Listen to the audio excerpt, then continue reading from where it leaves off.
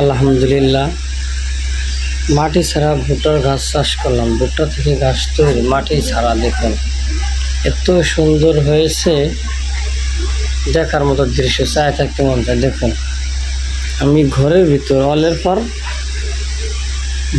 ভুট্টার বীজ থেকে গাছ চাষ করলাম। ভুট্টার বীজ থেকে গাছ চাষ করলাম। দেখুন মাটি ছাড়া অনেক সুন্দর হয়েছে, মাশাআল্লাহ অনেক সুন্দর হয়েছে। গরুর খাদ্য তৈরি করছে, গরুর খাদ্য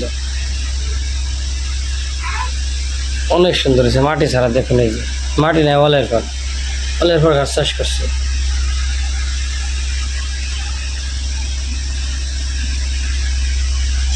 মাটি ছাড়া গাছ চাষ করলাম দেখুন।